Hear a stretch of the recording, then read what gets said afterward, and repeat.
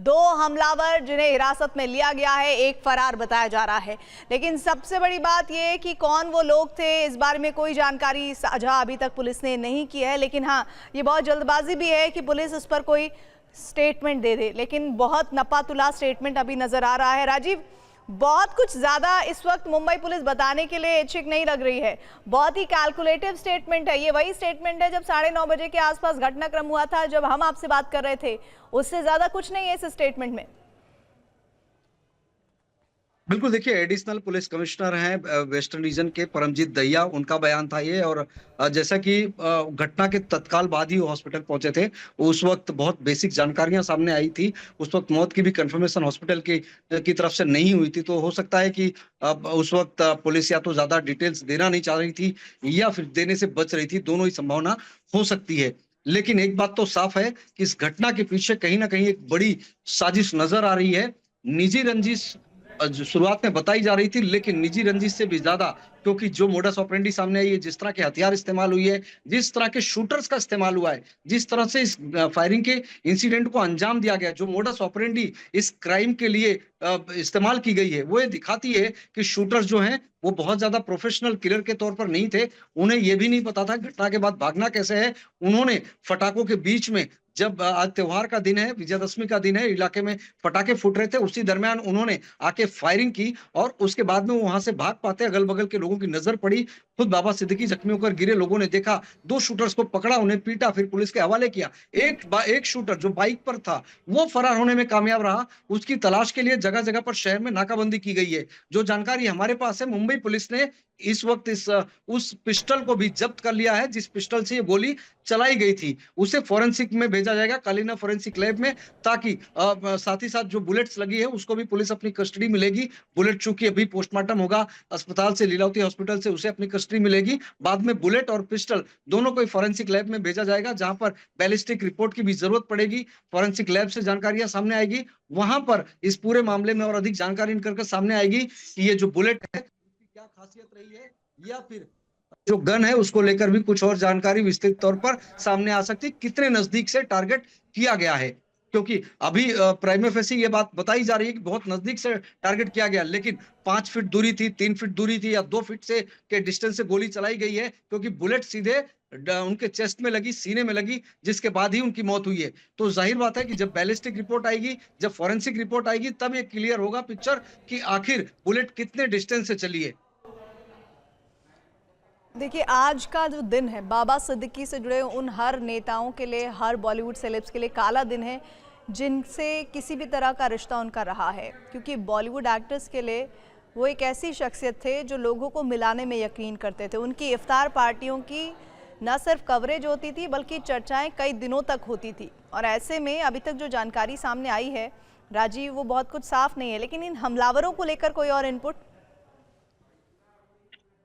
देखिए, हमलावरों के बारे में जो जानकारी हमारे सूत्रों के हवाले से सामने आई, उसमें एक हमलावर हरियाणा का बताया जा रहा है, एक हमलावर उत्तर प्रदेश का।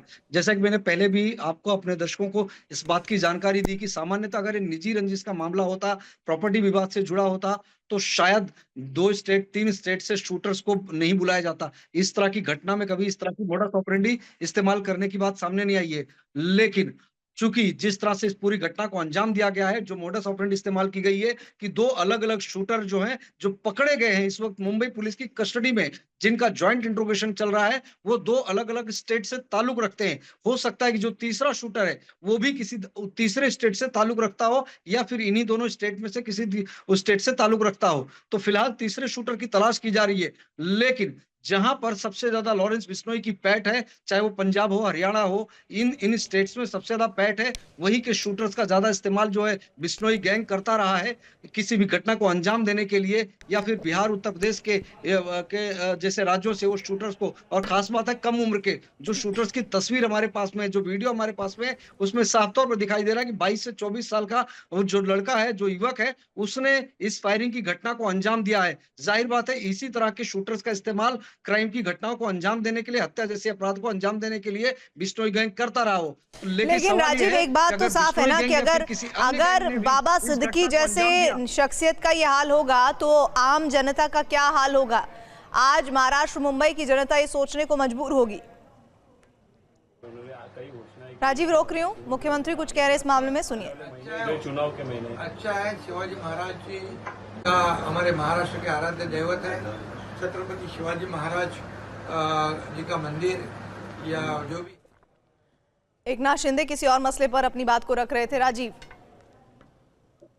देखिए, शरद पवार ने भी ट्वीट किया है जिसमें उन्होंने महाराष्ट्र में जिस तरह से लॉ एंड ऑर्डर की सिचुएशन है उसको लेकर उन्होंने साफ तौर पर सरकार को सवालों के कटघरे में खड़ा किया है। और सिर्फ शरद पवार ही नहीं, चाहे यूबीटी के नेता हो, चाहे एनसीपी शरद पवार के गुट के दूसरे नेता हो, या फिर कांग्रेस के नेता हो, हर कोई मुंबई और महाराष्ट्र में लॉ एंड ऑर्डर को लेकर सरकार को कटघरे में खड़ा कर रहा है। उनका साफ तौर पर कहना है कि अगर बाबा सिद्दीकी जैसे वीवीआईपी नेता जो हैं वो सुरक्षित नहीं है, उन्हें उनके दफ्तर के बाहर गोली मार दी जाती है, सरेआम सड़क पर गोली मार दी जाती है, तो फिर आम आदमी का क्या हाल होगा, वो किस तरह से सुरक्षित रहेंगे। इसके पहले भी हमने देखा कि जो मुंबई और उसके आसपास के उपनगरों में, चाहे पुणे में, चाहे बदलापुर में जो घटनाएं हुई, आपराधिक घटनाएं हुई, जिसके बाद लोग सड़क पर भी उतरे, उसको लेकर भी महाराष्ट्र सरकार के गृह मंत्री यानी कि देवेंद्र फडणवीस पर सवाल उठाए गए। ये तक कहा गया कि महाराष्ट्र के सबसे नाकाबिल यानी कि सबसे असक्षम गृह मंत्री रहे हैं जो लॉ एंड ऑर्डर को संभाल नहीं पा रहे हैं। लेकिन सवाल यह है कि वाकई में ये घटना तो घटी है, इसके पीछे कहीं ना कहीं किसी की जिम्मेदारी तो बनती है, जवाबदेही बनती है कि आखिर इतनी बड़ी घटना घटी है तो किसकी लापरवाही है। चूंकि उनकी सुरक्षा बढ़ाई गई थी हाल के दिनों में, उन्हें अतिरिक्त सुरक्षा मुहैया कराई यानी गई कि थी। राजीव, इंटेलिजेंस सुरक्षा एजेंसियों को, बढ़ाने मुंबई का पुलिस को मकसद इस साफ है बाकायदा कि इनपुट था। उनको धमकी मिली थी और उनको धमकी मिली थी, इसीलिए उनकी सुरक्षा में इजाफा किया गया था। अगर हम ये कहें तो कितना सही होगा?